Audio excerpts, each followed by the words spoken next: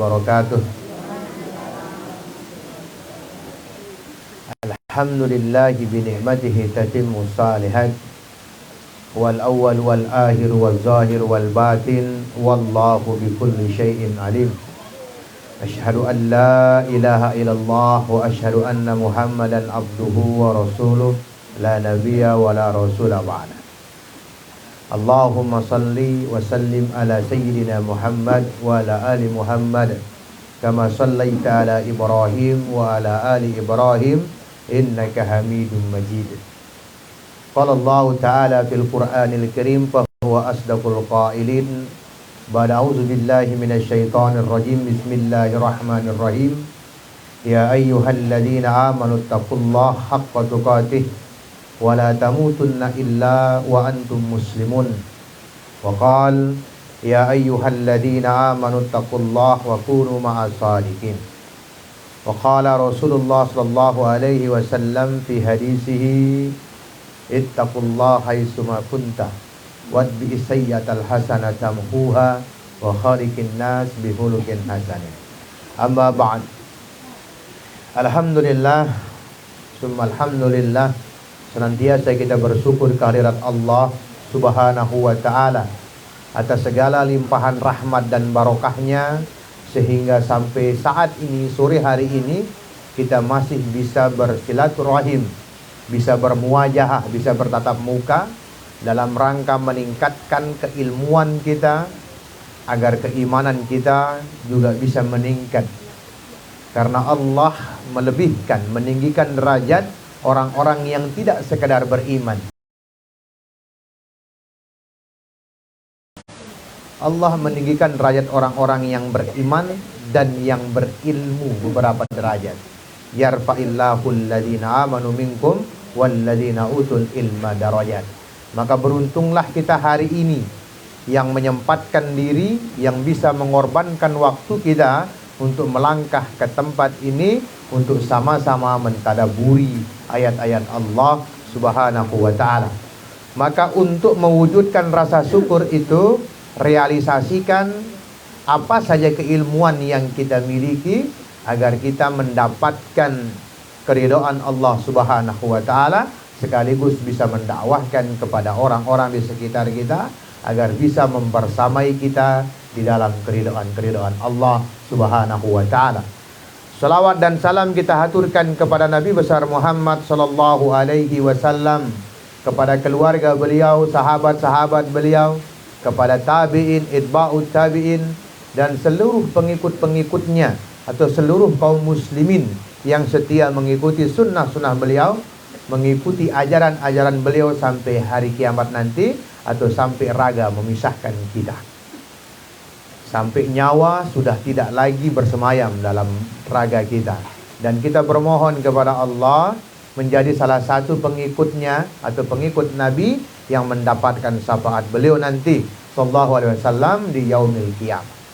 Nabi Muhammad sudah begitu mendedikasikan hidupnya, mengorbankan hidupnya untuk mengajarkan kita tentang kebahagiaan-kebahagiaan, tentang pengorbanan-pengorbanan yang mendatangkan kebahagiaan, tentang ibadah-ibadah yang mendatangkan kebahagiaan, tentang perilaku-perilaku yang mendatangkan keridhaan Allah Subhanahu wa taala, tentang sikap-sikap yang harus kita miliki agar Allah ridha kepada kita, tentang kalimat-kalimat atau narasi-narasi yang kita keluarkan sehingga itu pun membuat Allah tersenyum kepada kita.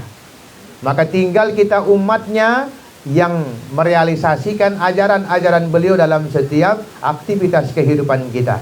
Ingat, Nabi Shallallahu Alaihi Wasallam dikenal sebagai orang yang jujur, orang yang amanah, bahkan sebelum beliau diangkat sebagai seorang Rasul. Maka kenapa kita umatnya tidak bisa melakukan sebagaimana yang beliau lakukan? Beliau juga dikenal sebagai orang yang paling baik akhlaknya, paling baik perilakunya, paling baik tata keramanya, baik ketika berhadapan dengan anak-anak, ketika berhadapan dengan orang dewasa, ketika berhadapan dengan orang tua, bahkan ketika berhadapan dengan sesama ciptaan Allah. Maka kita sebagai umat Nabi Muhammad SAW tentu harus mencontoh perilaku beliau sehingga kita layak mendapatkan syafaat beliau di akhirat kelak. Beliau dikenal sebagai orang yang paling pemalu, orang yang paling tidak bisa melihat kesedihan orang lain juga. Dikenal juga sebagai orang yang paling kasih kepada sesamanya. Dikenal sebagai orang yang senang memberi, senang menghargai, senang mendoakan melalui beberapa kisah-kisah beliau. Ketika melihat orang yang kelaparan, beliau tidak segan-segan berbagi tanpa pernah menanyakan siapa dia, tanpa pernah menanyakan apa kepentingan Anda, tapi beliau sangat bisa berbagi. Bahkan dalam hadis-hadisnya dikatakan bahwa orang yang paling afdol, orang yang paling utama adalah orang yang bisa memasukkan rasa bahagia di dalam hati saudara-saudaranya. Beliau juga orang yang tidak segan-segan mendoakan orang lain, mendoakan para sahabatnya, mendoakan tentang kekayaan yang bisa diperolehnya, tentang hal yang bisa membawa dia ke surga. Nggak pernah bagi Rasulullah SAW pelit untuk mendoakan saudaranya. Maka bagaimana kita sebagai seorang hamba, seorang umat, ya, umat yang mengikuti beliau menyatakan tidak suka mendoakan orang lain. Maka mulai sekarang mari kita ikuti, kita contohi beliau dalam segala tindak tanduknya. Bagaimana beliau memperlakukan orang sesuai dengan kapasitasnya, sesuai dengan bahasa kaumnya, ya, menyampaikan segala sesuatunya sangat luar biasa. Lebih-lebih bagaimana beliau membuat keluarga sakinah, keluarga sorga, sehingga seluruh keturunan-keturunan beliau pada saat itu menjadi orang-orang yang terkemuka, orang-orang yang disayang oleh Allah dan para malaikat, sehingga banyak dijanjikan sorga. Maka para ibu-ibu, para ummahat yang hadir pada sore hari ini ataupun yang mendengarkan kita melalui media-media sosial, maka sore hari ini kita akan mencoba membedah bagaimana kita membina keluarga-keluarga bahagia, bagaimana kita membina keluarga-keluarga yang bervisi sorga, bagaimana kita membina keluarga-keluarga menjadi keluarga-keluarga yang ideal sebagaimana yang dimaui oleh agama kita. Ibu-ibu yang dirahmati oleh Allah Subhanahu wa Ta'ala, kebahagiaan sudah sering kita sampaikan. Kebahagiaan yang hakiki itu bukanlah dibentuk, bukanlah diraih dengan segala hal yang kita miliki atau memiliki segala hal. Bukan itu hakikat kebahagiaan. Karena hari ini banyak kita menonton berita pun, ya kan? Ada seorang pengusaha yang setiap dia ingin sesuatu pasti ada di rumahnya. Ketika dia ingin makanan, belum melek matanya sudah tersedia makanan. Apapun yang dia mau tersedia. Bahkan gak habis-habis hartanya untuk digunakan sehari-hari, gak habis-habis. Tapi di dalam akhir penderitaan hidupnya, ketika dia masuk penjara, dia bilang, saya melakukan kemaksiatan ini, memakai narkoba ini karena stres, karena bingung, karena depresi, karena nggak bahagia. Bagaimana mungkin ketika itu disampaikan oleh orang yang memiliki harta yang banyak, dia nggak bahagia. Memiliki apapun yang dia punya, dia nggak bahagia. Maka perlu kita bereskan kerangka berpikir kita tentang kebahagiaan. Mungkin kita yang nggak punya ini, itu sidik tebedue harta misalnya, kenanta bahagia ino karena banyaknya harta. Ternyata enggak. Ada orang yang paling kaya di Indonesia yang memiliki segalanya, ndekna bahagia karena stres ya. Dia mengkonsumsi narkotika agar dia bahagia, bayangkan. Mungkin arak li antara ite si nganggep bahagia ino naluwe pembentunta. Apa-apa si melenta sedia yang na, ya. Mau kopi, mau teh, mau makanan yang enak tinggal pesan. Ternyata ndak juga ibu-ibu. Ndak juga. Ya, banyak artis-artis yang melakukan kemaksiatan, meminum pil-pil penenang agar dia bahagia karena dia stres, padahal dia memiliki itu semua. Lalu bagaimana kebahagiaan yang hakiki itu? Kebahagiaan hakiki itu yang dimaksudkan adalah manakala kita menemukan Allah sebelum kita menemukan dunia. Apa kenana, ya kan? Apa kenana kok kita menemukan Allah dulu sebelum menemukan dunia? Karena kalau kita menemukan dunia dulu, kita lupa sama Allah. Kita lupa sama Allah karena sibuk dengan dunia, sibuk dengan kepeng, sibuk dengan materi. Ino doang pikiran tak, sehingga ino jeriang tak Tuhan tak. Tidak bahagia kita karena harta itu akan habis. Kecantikan-kecantikan kita akan pudar. Ya, kulit-kulit kencang kita akan mengeriput. Ya kan? Kepeng-kepeng telebang kena buik doang. Tapi bayangkan begitu kita menemukan Allah Subhanahu wa taala dalam kehidupan kita bahagia. Karena begitu kita dekat dengan Allah, Allah cukupkan kebutuhan kita. Kalau Allah sudah ridho dengan kita, wah demen le ite ibu-ibu, apa-apa melentah. Angkat tangan kita minta sama Allah, dikabulkan oleh Allah Subhanahu wa ta'ala. Ya, maka arah suku ulama juga mengatakan, ya kan? Harusnya kekayaan-kekayaan itu dipegang oleh orang-orang soleh. Ya, harusnya kekayaan itu, harusnya orang-orang soleh itu harusnya sugi-sugi. Kenapa? Kalau orang soleh yang kaya, maka kekayaan dia bisa bermanfaat untuk orang lain. Bisa bermanfaat untuk orang sekitar. Karena pasti berpikir dia ketika dia memiliki harta kekayaan, pasti si pikiran na, be anangku jauh kepeng ini. Be anangku berinfak, be anangku bersedekah, be anangku berzakat. Degu bayangkan mendengar-dengar dina soleh nganti kepeng gite Indonesia jelu ini. Banyak uang di Indonesia, ya. Banyak uang di Indonesia, bahkan di Poh Gading ini juga banyak tambang-tambang emas, ya, tambang-tambang uang.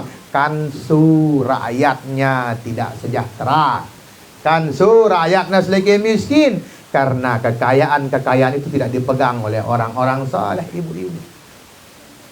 Apalagi semama tadi soleh, ya, mau kepeng luwe, mau bonus lekan perusahaan, ndek na pikiran keluarga na, ndek na buru-buru ule jauh kepeng ino. Justru sebut na ye, tahu na si nenek perlu nak mau bonus, ya kan? Ya, sebut na ye, dipakai berhura-hura. Itu dia. Kalau enggak soleh suami kita, bayangkan kalau suami kita soleh, begitu dia mendapatkan bonus dari atasannya, dia buru-buru berlari ke rumah dengan wajah bahagia. Sebelum sampai rumahnya dia beli semua yang pernah diminta sama istrinya, ya kan? Karena kadang-kadang istri kita, ya kan, suka nyindir kita, ya kan? Melet di tengah terang bulan, ya kan? Melet di tengah bakso, gitu kan? Macam-macam sebutnya. Bayangkan kalau itu bisa kita penuhi apa yang pernah dia minta, karena seorang wanita itu ahli sejarah, ya. Wanita ahli sejarah, dek wah lupa apa si ongkatna, dek wah lupa. Kalau laki-laki cepat lupa. Hari ini dia berjanji, nanti dia lupa. Ya kan? Bareh ku beliang sejenengan. Sampai sebulan, mulai ingetang sesenina dia ingat. Ya kan? Tapi kalau istri, masya Allah, sampai tanggal lahir ta pirantawah nyakitin dia, buat ingat nah. Itu perempuan itu, masya Allah. Maka perempuan itu ahli sejarah. Nah, seorang suami yang soleh, dia akan buru-buru membawa uangnya ke rumah, dia belikan istrinya, masya Allah. Ketika istrinya kaget, ya, curiga, bele kandang hidup kebang ini, masya Allah. Ketika dia bercerita, saya dapat bonus dari perusahaan, maka istrinya pun syukurnya melebihi suami, ya kan? Itulah perempuan-perempuan. Nah, itu dia. Mari temukan Allah dulu sebelum kita temukan dunia. Karena kalau dunia sudah kita temukan, lupa kita berinfak, lupa kita bersedekah. Maka kata ulama itu penting orang-orang soleh menjadi kaya. Maka kita senang di balai dakwah ini, ternyata para jamaah balai dakwah ini kaya-kaya, masya Allah. Ya, kaya-kaya kita ini, masya Allah. Kita mulai dari kurban kemarin, masya Allah, bisa beli 4 sapi, ya kan? Buat program lagi berbagi santunan di hari Idul Fitri, 1000 paket di tuah bayangan, ya kan? 1000 paket bisa bahkan lebih. Dari mana uang itu? Dari jamaah balai dakwah. Maka nggak salah Allah memberikan hartanya kepada ibu-ibu yang soleh, ya. Nah, maka hari ini ibu-ibu yang belum bisa berbagi perlu melihat dirinya sendiri. Wah, solehah itu, ya kan? Jangan-jangan belum, karena nanti khawatir ketika Allah kasih ibu-ibu harta, orang sidang ngeji, ya, demenan sidang bermol, ya kan? Demenan sidang beranang SB, ya kan? Nah, kalau ibu-ibu soleha ketika dikasih harta, masya Allah, kecil uang itu, kecil gitu ya. Itu dia, luar biasa kebahagiaan itu begitu. Nah, keluarga Islami yang ideal yang kita mau bahas hari ini adalah keluarga Islami yang ideal itu hendaknya membawa kebahagiaan di dunia dan di akhirat. Itu kuncinya dulu. Ya, keluarga yang ideal adalah keluarga yang bisa membawa kita ke sorga, ibu-ibu. Yang bisa membawa kita kepada keridhaan Allah. Berdua ide semama, harusnya suami Anda itu membawa Anda ke sorga. Punya anak, anak Anda membawa Anda ke sorga. Ya, itu keluarga yang ideal. Ya, itu keluarga yang dimaksudkan oleh orang Islam, dimaksudkan oleh Allah Subhanahu wa Ta'ala. Maka dalam Islam, tujuan pernikahan adalah sakinah, mawaddah, warahmah, ya kan? Ditaskunu ilaiha, gitu kan ayat yang sering kita bacakan, agar bisa hidup sakinah. Ya, di dalam suatu rumah yang bahagia, gitu kan? Sakinah juga bisa berarti tempat tinggal. Karena kebahagiaan rumah tangga itu ditandai dengan memiliki rumah tempat tinggal, gitu dia. Ya, itulah dia. Maka Allah sampaikan dalam ayatnya adalah di dalam Quran surat At-Tahrim yang ibu sering hafalkan ini, ada kalimat di situ, ada firman Allah, Bismillahirrahmanirrahim, ya ayyuhalladzina amanu qu anfusakum wa ahlikum nara. Gitu ya. Wahai orang-orang yang beriman, kata Allah, peliharalah diri kalian dan keluarga kalian dari siksa neraka. Artinya apa? Dendek sampai kita memiliki keluarga kok malah menjerumuskan kita ke neraka. Berarti itu keluarga tidak bahagia.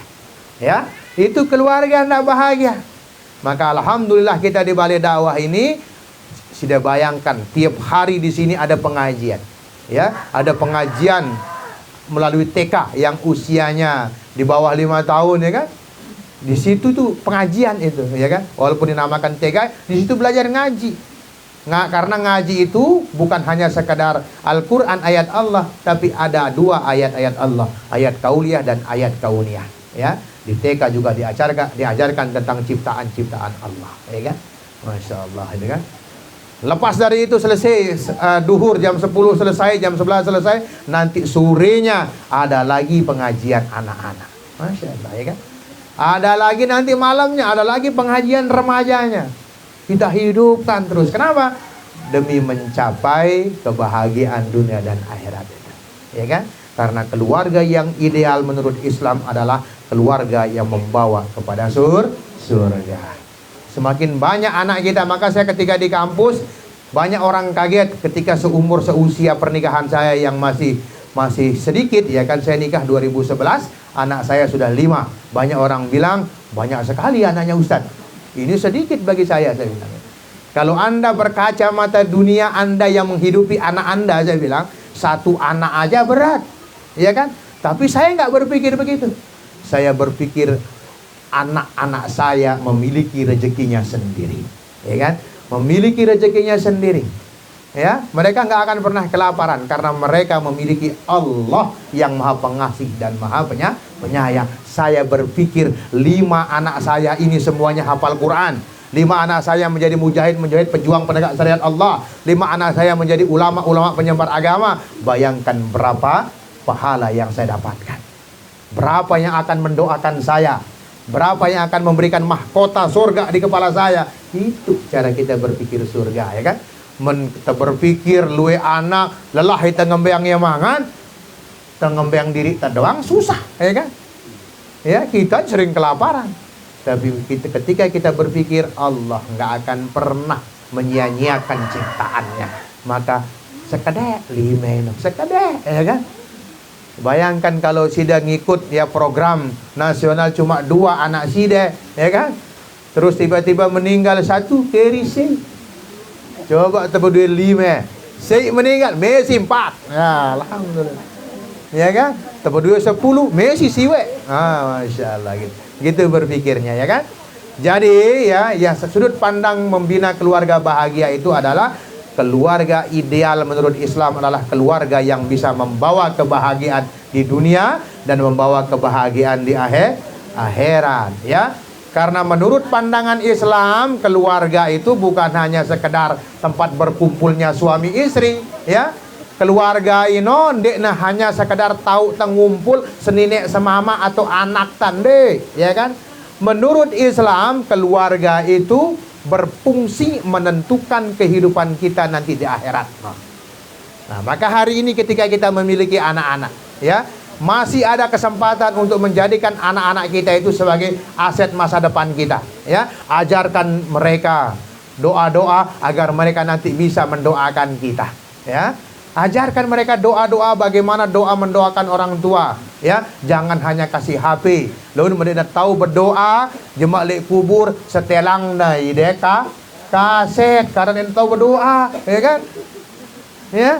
Nanti kaset setelang oleh HP nah. Nen doa yang ibuku setelang Yasin, setelang Al-Baqarah, setelang Al-Kahfi, mau begitu, ya kan? Mulai sekarang ajar anak-anak mendoakan Anda. Ajari anak-anak Anda mendoakan kebahagiaan Anda di kubur, ya kan? Ajari anak-anak kita hari ini mendoakan kita. Tapi ingat, ya kan? Bagaimana kalau kita yang tidak punya anak? Ada anak orang lain yang kita didik agar bisa mendoakan kita juga. Maka nanti kita siapkan di balai dakwah, ada namanya balai Quran, balai tahfidz, ya. Kita akan mulai ajaran depan, kita akan siap pada rumahnya Saudara Hurdianto, alhamdulillah, untuk mendidik 10 anak-anak penghafal Quran. Mulai awal target 2 tahun hafal Quran, ya. Nanti kalau ini bisa berkembang, ada rumah ibu yang kosong atau ada rumah besar yang nggak ada penghuninya, laporkan kepada kita, kita dirikan rumah Quran. Kita bayangkan di Poh Gading ini dikelilingi sama rumah-rumah Quran, maka kampung kita akan menjadi kampung yang baldatun thayyibatun warabun ghafur, atau qaryatun, ya, negeri yang berkah dan diridhoi oleh Allah Subhanahu wa taala dan diampunkan oleh Allah Subhanahu wa taala. Ya, kampung yang diberkahi, kampung yang mendapatkan rahmat Allah sekaligus diampunkan oleh Allah Subhanahu wa taala. Lalu bagaimana, ya kan, sebaliknya? Kerugian terbesar seseorang itu adalah manakala dia tidak berkumpul dengan keluarga yang dicintainya di sorga. Rugi teh. Barang kita lihat dunia, kita barang lihat akhirat, ya. Rugi, ya. Barang kita berbalik, ya kan, bertahun-tahun kita berumah tapi tidak barang-barang kita di surga, ya. Maka itu mutu, salah satu mutu kita di balai dakwah itu bersaudara di dunia, bertetangga di surga. Lebih-lebih ibu-ibu harus berdoa, ya kan. Suami istri di dunia, suami istri juga nanti di surga gitu. Karena rugi teh lun, ya kan. Rugi teh walah ta apa namanya mongkaang semama tale dunia, le akhirat le surga ndek tabedi, ya kan? Ya, itu dia. Maka kerugian terbesar, ya kan, manakala keluarga tidak bisa kita ajak masuk surga bareng-bareng. Ada ayatnya dalam Quran surat Asy-Syura, surat yang ke-42 ayat 45 yang kita ambil potongan ayatnya. Nanti ibu bisa baca di rumah, ya kan? Saya bacakan potongan ayatnya. Bismillahirrahmanirrahim. Wa qala alladziina aamanu innal khasirina alladziina khasiru anfusahum wa ahlihim yaumal qiyamah ala inna zalimina fi azabin muqim. Sungguh orang-orang yang celaka pada hari kiamat adalah orang-orang yang masuk neraka bersama keluarga mereka. Ketahuilah bahwa orang-orang yang banyak berbuat dosa akan kekal di dalam neraka. Ya kan? Ya, rugi kita, ya kan? Jadi kita balik sekarang, mari kita ajak keluarga kita untuk masuk sama-sama ke surga. Ya kan? Kita rubah itu. Dan lebih jauh, kita ajak tetangga-tetangga kita masuk surga bareng, ya kan? Karena mentawah besi atin tali dunia, misalnya lun, ya kan? Wah, kenal dah, saling kenal sudah barang tetangga dah, saling kasihi sudah barang tetangga dah. Jemaah pasti dia mau tama surga, bau tetangga dengan le Allah, ya Allah, dulu saya bersahabat dengan dia, senang ikut pengajian dengan dia, tolong ampunkan dia, kanggu dengan, ya kan? Yang pun perlu berteman dengan orang-orang soleh dan soleha. Adik jemaah sang dek beruntung langsung tama surga, ya kan? Bau ya metai telun le neraka, tejak anang surga bareng, ya. Karena itu perbaiki keluarga atau perbaikan keluarga menjadi keharusan ketika kita hendak memperbaiki masa depan kita di akhirat, ya kan? Kalau kita mau hidup kita sukses di akhirat jemaah, perbaiki keluarga entah. Karena banyak orang tua yang saleh bisa masuk neraka hanya gara-gara anaknya yang tidak pernah diajari agama, ya, anaknya yang durhaka, ya kan? Banyak orang tua saleh yang seperti itu. Maka caranya ada 3. Di sini saya hanya simpulkan 3 langkah untuk memperbaiki kondisi keluarga, ya kan? Langkah yang pertama dalam memperbaiki kualitas keluarga adalah dengan menanamkan nilai-nilai agama dan melaksanakannya dalam kehidupan sehari-hari, ya kan? Tanamkan sama anak-anak kita tentang nilai agama.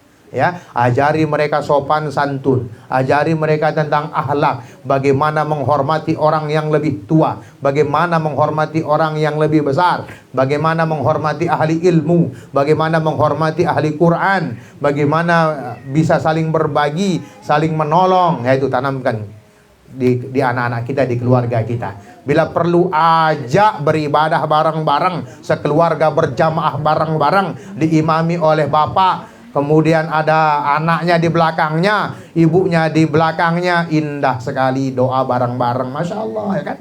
Berdoa bareng-bareng, ya kan? Ada ibu, ada anak, ada mertua misalnya, berdoa bareng-bareng, masya Allah, ya kan? Yang punya anak laki-laki hari ini, siapkan anak-anak laki-laki kita menjadi imamnya nanti di keluarga, gitu ya? Indah banget, gitu kan?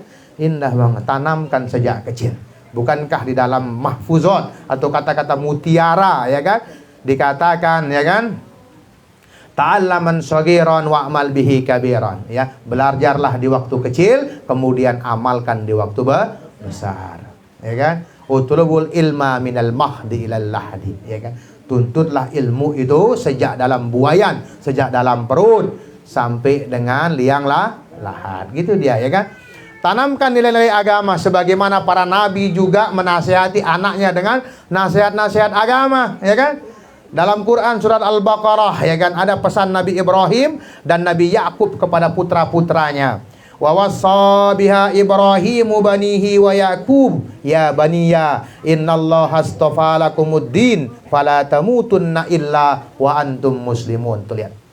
Ya, Nabi Ibrahim dan Nabi Yakub berpesan kepada putra-putranya. Ibrahim berkata, wahai putra-putraku tersayang, sungguh Allah telah memilihkan Islam sebagai agama kalian. Karena itu janganlah sekali-kali kalian mati kecuali dalam kondisi sebagai muslim. Nih, lihat. Para nabi senantiasa memberikan wasiat-wasiat keagamaan bagi anak-anaknya. Side pas dan doang anak dah misalnya, sambil dentik burannya, sambil belai kepalanya, tanamkan kisah-kisah Islami, tanamkan hal-hal agama, ya. Wahai anakku sayang, ingat Tuhan kita Allah, ya. Ingat Nabi kita Muhammad. Dakak nih teman paham saat itu, nanti ketika besarnya itu akan tertanam di kepalanya. Maka nasihat para ulama juga mengatakan kepada kita, santong Al-Fatihah, ide ngajarin anak dah, ya kan, ajarin pepunda. Karena bayangkan selama dia membaca Al-Fatihah yang kita ajarkan kepada dia, kita mendapatkan pahala. Dan Al-Fatihah itu wajib dibaca. Itu dia, ya kan. Itu si berdua pepu berdua anak, coba terapkan itu, ya. Selalu wasiatkan mereka tentang agama. Wasiatkan kepada mereka tentang harus berbuat baik kepada tetangga. Dengan hal-hal baik yang lainnya, insya Allah akan tertanam di hati mereka. Itu langkah pertama, ya. Ya, yang pertama kita sebutkan adalah menanamkan nilai-nilai agama dan melaksanakannya dalam kehidupan sehari-hari. Baik kepada suami kita, ya kan tidak salah. Ibu-ibu ngomong sama suami pas dia bercengkrama di kamar misalnya, kan. Ya, sambil dah salang liu sebelum dah tinduk kan, molah ida muni semamaku, ya kan. Bareh menda uras dingiri jam 2, ndak lupa duduk eku. Kan enak itu. Ya kan? Daripada dah muni beanang dah ngonek kasulin senger dah.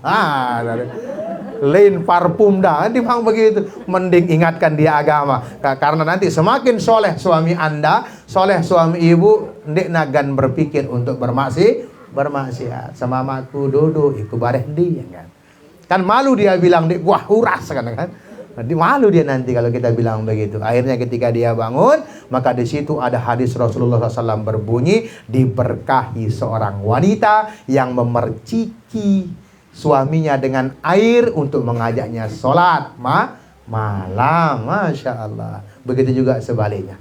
Langkah yang kedua, Langkah kedua untuk meningkatkan kualitas keluarga adalah dengan menanamkan kebiasaan saling menasehati, ya. Saling memberikan nasihat selain sebagai bagian dari hak orang Islam terhadap orang Islam lainnya, juga merupakan salah satu perilaku yang terbaik dari seorang yang mukmin. Membudayakan saling memberi nasihat, maka keluarga kita akan selalu terjaga dari kemaksiatan dan kemungkaran, serta akan terbina hubungan yang harmonis dan sakinah. No, mentegirang saling nasihati, ya saling ajar, insya Allah, ya. Betu si keras menetetesi si lembutnya tetesan air, lama-lama juga akan bolong.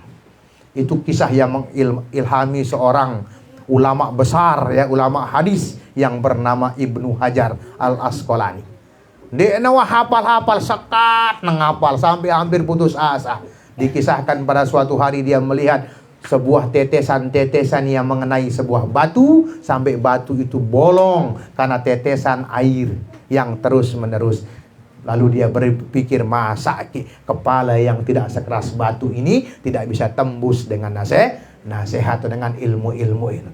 Sekali dah badak semama ada dek namile pecu sembayang 2 kali, 3 kali, 4 kali, 5 kali, 10 kali, ya kan, sampai 6 mele salat, ya kan, ya. Ndak ada kesabaran itu ada batasnya, ndak ada. Sabar itu seumur hidup. Ndak kira dengan sabar ada batasnya, ndak ada. Sabar tuh sampai mati, ya kan. Ya itu dia, dakwahin terus suwe-suwe mele, ya insyaallah, ya kan. Ya, saling nasihati, ya. Sebelum makan kasih nasihat di situ, ya kan. Nah, itu dia kebiasaan-kebiasaan baik itu, masya Allah, ya kan. Rajin bersolawat agar hati lembut, ya kan. Rajin berdoa agar hati tenang, gitu kan. Sambil demongka bersolawat, ya. Sambil demongka, sambil borek bawang berdoa, ya kan. Masya Allah, nikmat sekali hidup itu, ya. Manakala hidup kita dihiasi dengan hal-hal yang baik dari agama, ndak kesempatan setan tamale ite, ya. Mana mesi kita ibu-ibu mesi girang begarang, ya mesi setan lu ide diri nah, ya kan? Karena yang memiliki kemarahan-kemarahan itu hanya pengikut-pengikut setan, ya kan? Rasulullah SAW hanya mencontohkan marah ketika beliau melihat Islam ditindas, diejek, itu dia. Nah, itu dia. Boleh dibuka Quran surat Al-Balad, surat yang ke-90 ayat 17, ya kan? Allah berfirman, "Tsumma kana minal ladzina amanu wa tawasaw bis sabri wa tawasaw bil marhamah."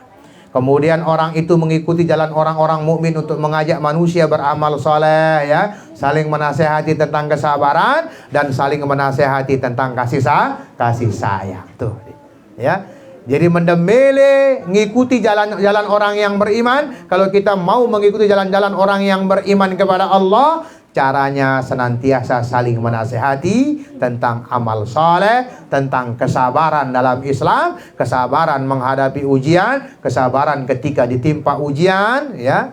Kemudian saling menasehati tentang kasih sayang. Pentingnya kita saling menyayangi, pentingnya kita saling mengasihi, tentang pentingnya kita saling berbagi kebahagiaan. Poin yang ketiga, ya kan. Poin yang ketiga, yang terakhir, ya kan. Sebenarnya banyak, tapi saya coba ringkas dia dengan tiga langkah saja. Langkah yang ketiga dengan memperbanyak doa serta memohon kebaikan dan keberkahan dalam keluarga. Sejelu pirekeli dah berdoa li ipinta. Berapa kali sudah berdoa untuk kebahagiaan keluarga sudah? Wah, ke sudah berdoa, ya kan?